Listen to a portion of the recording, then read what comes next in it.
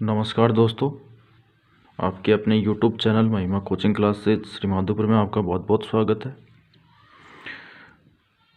तो दोस्तों सीधे अपन चलो पॉइंट की बात करते हैं, टॉपिक की बात करते हैं। साधारण ब्याज का अपना जो टॉपिक चल रहा है उसका अपन यहाँ पे तीसरा वीडियो बनाने जा रहे हैं और इसके अंदर अपन जो क्वेश्चन लेंगे वो साधारण ब्याज ज्ञात करने के उस स्थिति के क्वेश्चन लेंगे जब हमें समय का मान किस में मिल जाए साहब, महीने में मिल जाए। देखो हेडिंग डाल दी है, जब समय का मान महीनों में दिया जाए।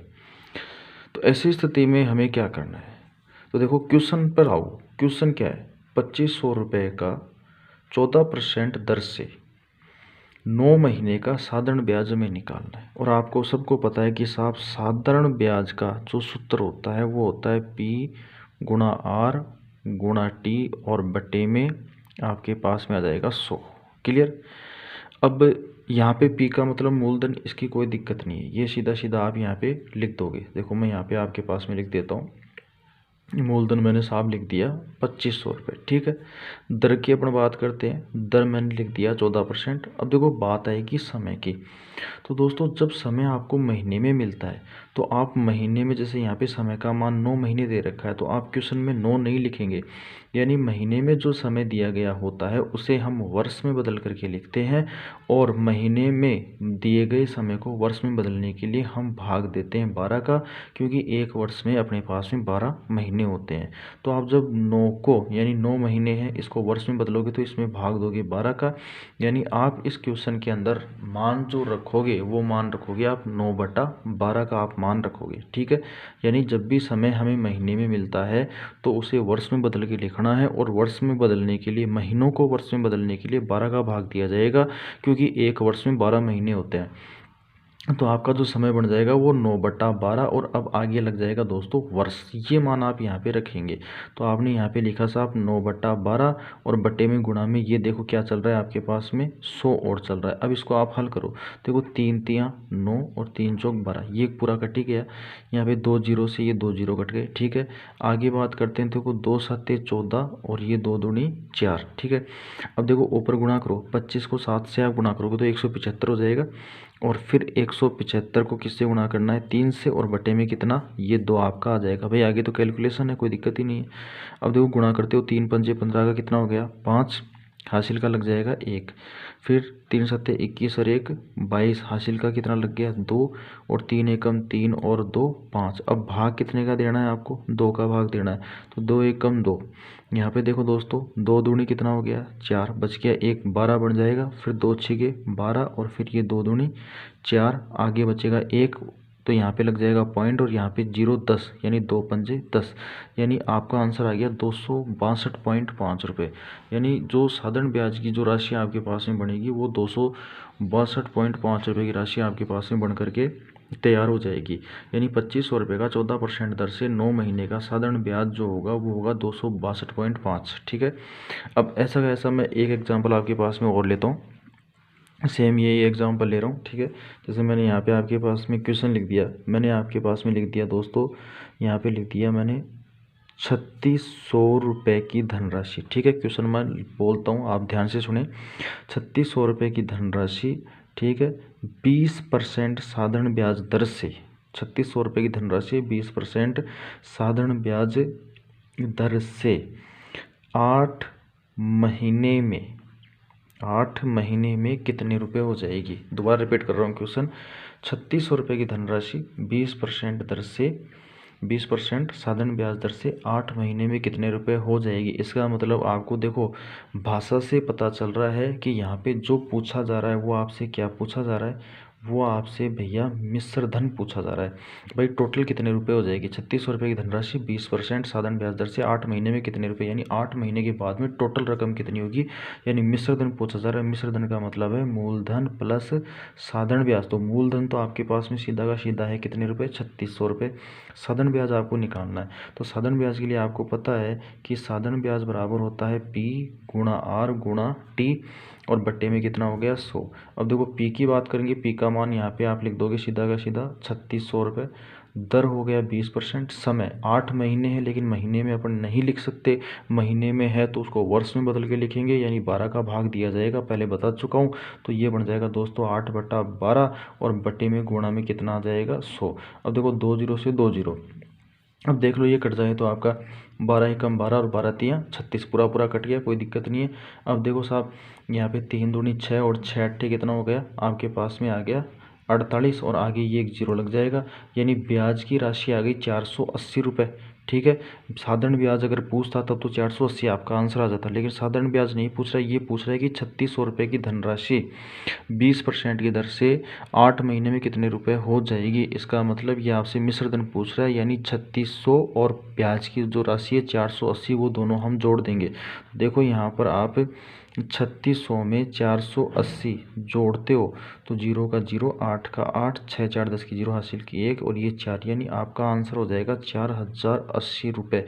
3600 रुपये की धनराशि 20% की दर से 8 महीने में दोस्तों 4080 रुपये आपकी बढ़ जाएगी। तो इस प्रकार से ये क्वेश्चन, यानी जब समय का मान महीने में मिलता है तो आप इस प्रकार से इन क्वेश्चनों को आराम से आप कर सकते हैं, कहीं कोई दिक्कत वाली बात इसमें नहीं है। अब दोस्तों होता क्या है कि देखो अपन ने फर्स्ट जो वीडियो था उसके अंदर समय का मान वर्ष में लिया, सेकंड वीडियो में हमने समय का मान दिनों में लिया, इस थर्ड वीडियो में हम समय का मान यहाँ पे महीने में ले रहे हैं। अब जो नेक्स्ट अपना क्वेश्चन बन करके तैयार होगा उस क्वेश्चन में क्या होगा कि जो समय का मान मिलेगा वो हमें महीने में, वर्ष में और समय में, तीनों में मिल सकता है। ठीक है दोस्तों, तो चलो देखो मैं क्वेश्चन को थोड़ा सा आगे बढ़ाता हूँ। मैं क्वेश्चन यहाँ पे आपके पास में लिखता हूँ, क्वेश्चन लिख रहा हूँ।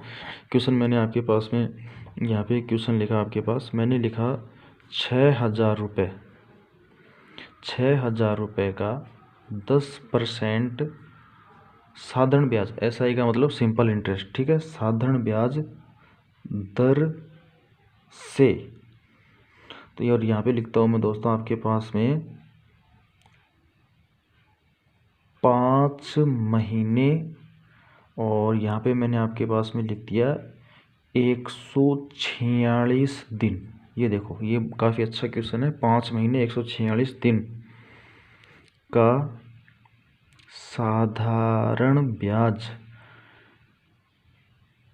कितने रुपए हो जाएगा, ये अपना क्वेश्चन है। ठीक है, दोबारा रिपीट करता हूँ क्वेश्चन।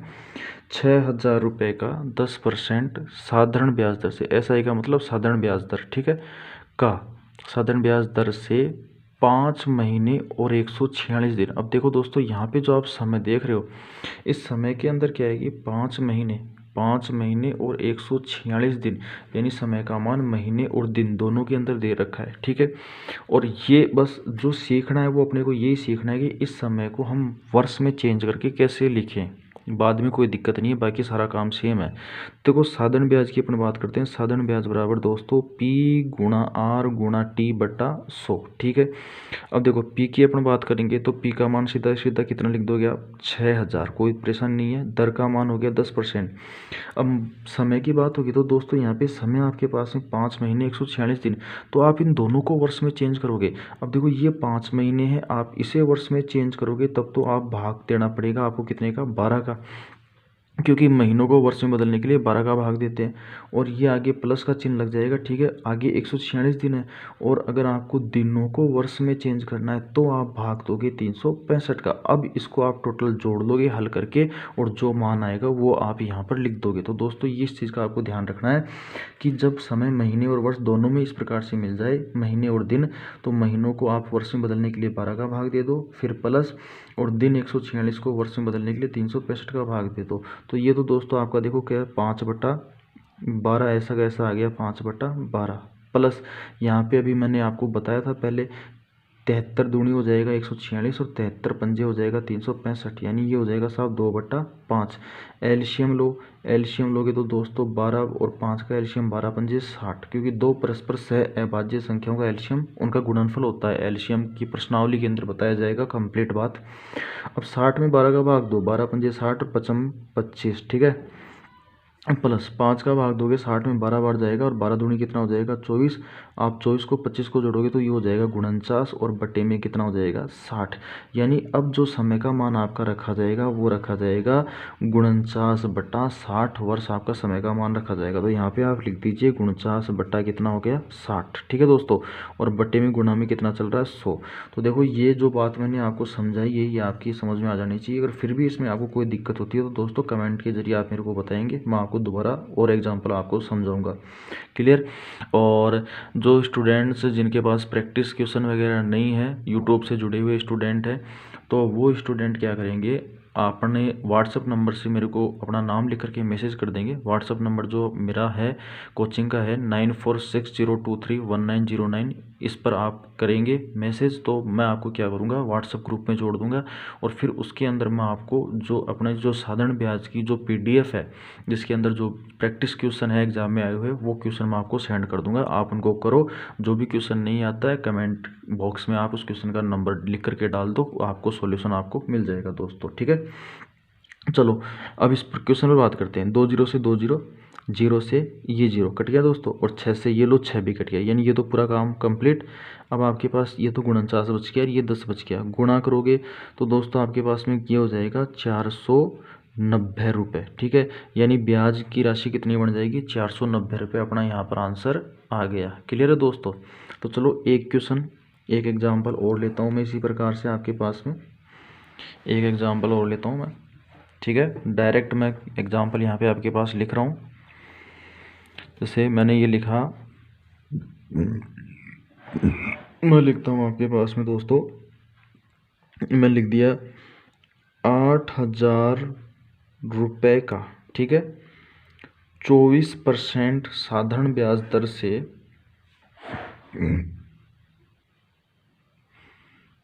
7 महीने 292 दिन का साधारण ब्याज ज्ञात कीजिए। ये क्वेश्चन है अपना। ठीक है दोस्तों, 8,000 रुपये का 24% साधारण ब्याज दर से 7 महीने 292 दिन का साधारण ब्याज आपको ज्ञात करना है। तो साधारण ब्याज का वही सूत्र है, मूलधन कितना आ गया 8,000, दर का परसेंट कितना 24, कोई दिक्कत नहीं है। अब ये यहाँ पे दिक्कत है, बस थोड़ी सी समय में दिक्कत है। तो आप क्या करोगे 7 महीने आप इसको किस में चेंज करोगे, वर्ष में चेंज करोगे, यानी 7 में आप कितने का भाग दोगे दोस्तों 12 का। क्लियर। इधर 292 ये किस में आ गया दिन में, तो आप 292 को दिन में बदलने के लिए भाग दोगे कितने का 365 का। अब इसको हल करो, ये 73 चौक 292, क्योंकि दिन में अगर समय का मान मिलेगा तो 73 146 219 292 बस यही मिलेगा। अभी मैंने पहले आपको शुरू के अंदर आपको बताया था। ठीक है, 73 पंजे ये हो गया 365। अब इसको आप हल करोगे तो देखो 7/12 प्लस 4/5 एलसीएम आ जाएगा आपके पास कितना 60। 12 का भाग दोगे 60 में 5 बार, 5 साथ कितना हो गया 35 प्लस 5 का भाग 60 में 12 बार, 12 चौक कितना हो गया 48। अब इनको आप जोड़ दो, देखो 8 और 5 कितना हो जाएगा 13, 13 का 3 हासिल का 1, 4 3 7 1 दोस्तों 8, और बट्टे में कितना ये लो साहब 60। यानी आपका समय का मान जो बन जाएगा वो बन जाएगा 83/60 वर्ष, और बट्टे में गुणा में कितना लिख दोगे 100। बात समझ में आ गई होगी भाई। 7 महीने वर्ष में 7/12, 292 दिन वर्ष में 292/365 वर्ष। हल करके अपन ने सोल्व किया पूरा कंप्लीट, तो 83/60 वर्ष आ गया। अब देखो 2 जीरो से 2 जीरो, जीरो से जीरो, 6 कम 6, 6 चौका 24। क्लियर। अब इनको गुणा कर दो, देखो यहाँ पे अपन गुणा करते हैं, पहले 83 को आप 4 से गुणा कर दो, तो बताओ मेरे को आप 4 तियाँ कितना हो गया 12, हासिल का कितना लग जाएगा 1, फिर 4 8 32 और 1 कितना हो गया दोस्तों 33। अब जो ये 8 है ना, 8 से आप इसको और गुणा कर दोगे तो 8 दूनी 16 का 6 हासिल का 1, 8 तियाँ 24 और 1 25 का 5 हासिल का कितना हो गया 2, और फिर 8 तियाँ 24, 24 और 2 यहाँ पे हो गया 26, यानी ये 2656, यानी 2,656 रुपये ब्याज की राशि यहाँ पर आपके पास बन करके तैयार हो जाएगी। अब चलो एक एग्जाम्पल और लेते हैं, जिस एग्जाम्पल के अंदर अपन क्या करेंगे, उस एग्जाम्पल में अपन समय का मान वर्ष में, महीने में और दिन में तीनों में लेंगे दोस्तों। हाँ तो दोस्तों ये जो अपना नेक्स्ट एग्जाम्पल है आपके पास, मैं बोलता हूँ 8,000 रुपये का 12% साधारण ब्याज दर से 8,000 रुपये का 12% साधारण ब्याज दर से 2 वर्ष 5 माह और 146 दिन, ये दिन है। ठीक है दोस्तों, आराम से देख लीजिए, दिन है 146 दिन, यानी 8,000 रुपये का 12% साधारण ब्याज दर से 2 वर्ष 5 माह 146 दिन का साधारण ब्याज ज्ञात करो। यानी इसके अंदर इस क्वेश्चन में जो आपको समय का मान जो आपको मिला है वो वर्ष में, महीने में और 146 दिन में आपको मिला है। साधारण ब्याज आपको निकालना है, तो साधारण ब्याज के लिए सीधा सीधा आप देखो क्या करोगे, साधारण ब्याज बराबर मूलधन कितना है दोस्तों 8,000, कोई दिक्कत नहीं है, दर का मान हो गया 12% गुणा। अब समय, सबसे इंपॉर्टेंट चीज़ समय को अपने को ध्यान रखना है। तो देखो 2 वर्ष, ये तो ऑलरेडी वर्ष में, तो 2 ऐसा का ऐसा, कोई दिक्कत नहीं है। 5 माह है, ये हो जाएगा दोस्तों 5/12, क्योंकि महीने को वर्ष में बदलने के लिए 12 का भाग दोगे। फिर 146 है, तो आप 146 ये दिन में है, तो आप वर्ष में बदलने के लिए भाग दे दोगे 365 का। अब देखो 73 दूनी 146 और 73 पंजे 365, यानी 2 + 5/12 + 2/5, तो डायरेक्ट यहाँ पे मैं एलसीएम ले रहा हूँ, 12 पंजे हो गया 60। इसके नीचे कुछ नहीं है, 1 लिख सकते हो, 1 का भाग आप 60 में दोगे तो यहाँ पे कितना हो जाएगा 60 बढ़ जाएगा, 60 को 2 से गुणा करोगे दोस्तों हो गया 120। ठीक है, प्लस 12 का भाग 5 बार और 5 25, ठीक है, ये हो गया 25, प्लस आगे अपन चलते हैं, 5 का भाग 60 में 12 बार और 12 दूनी कितना हो जाएगा 24 हो जाएगा। अब इसको आप जोड़ दो, 4 और 5 9, 9 में 0 जोड़ोगे तो 9 आ जाएगा। ठीक है, 2 2 4, 4 और 2 6 और 1 का 1 और बटे में कितना 60, और आगे क्या लग जाएगा आपके पास वर्ष, यानी आपका समय का मान जो आ जाएगा वो आ जाएगा 169, यानी 169/60 वर्ष आपका आ जाएगा। अब ये मान आप यहाँ पे रख दोगे, यानी 169/60 और बट्टे में गुणा में कितना आएगा 100 आएगा। इसको हल करोगे आपका आंसर आ जाएगा। तो दोस्तों ये बात आपकी समझ में आ गई होगी, यानी जब समय का मान वर्ष में, महीने में, दिन में मिलता है तो क्या करना, वर्ष ऐसा का ऐसा, महीने को वर्ष में बदलने के लिए भाग 12 का, दिन को वर्ष में बदलने के लिए 365 का, हल करके जो है वो यहाँ पे आपको लिख देना है। अब देखो 2 0 से 2 0, 0 से 0, 6 एकम 6, 6 दूनी 12, कोई दिक्कत नहीं है, आराम से आप इसको हल कर सकते हैं। चलो 169 को 8 से मल्टीप्लाई कर लीजिए डायरेक्ट, 8 निम कितना हो गया 72, 72 का 2 हासिल का लग जाएगा कितना 7, 8 6 48, 48 में आप 7 को जोड़ोगे तो ये हो जाएगा आपका 55। ठीक है, 55 का हो गया 5 हासिल का कितना हो गया फिर 5, 8 एकम 8, 8 और 5 कितना हो गया 13 हो गया। ठीक है साहब, 1352 और गुणा किससे करना है 2 से, तो ये हो जाएगा 2 दूनी 4, 2 पंजे 10 का 0 हासिल का 1, 2 3 6 और 1 7, 2 एकम 2, यानी ये आपके पास में आ गया 2704, यानी 2,704 रुपये। ठीक है, यानी आपका जो ब्याज बन के तैयार होगा 8,000 रुपये का 12% साधारण ब्याज दर से 2 वर्ष 5 माह 146 दिन का जो साधारण ब्याज बनेगा वो बनेगा दोस्तों 2,704 रुपये बनेगा। तो देखो अब अपने को समय का मान चाहे कैसे भी मिले और साधारण ब्याज अपन से पूछा जाए, चाहे समय का मान अपने को वर्ष में मिले, चाहे महीने में मिले, चाहे दिन में मिले, अलग अलग मिले, चाहे एक साथ मिले, कोई दिक्कत नहीं आनी चाहिए। आराम से आप इस प्रकार से क्वेश्चंस को आराम से सॉल्व कर सकते हो। ठीक है दोस्तों, तो बस इस वीडियो के अंदर देखो मैंने आपको साधारण ब्याज समय अलग अलग मिलने का जो भी सिस्टम था वो पूरा मैंने आपको कंप्लीट बता दिया है।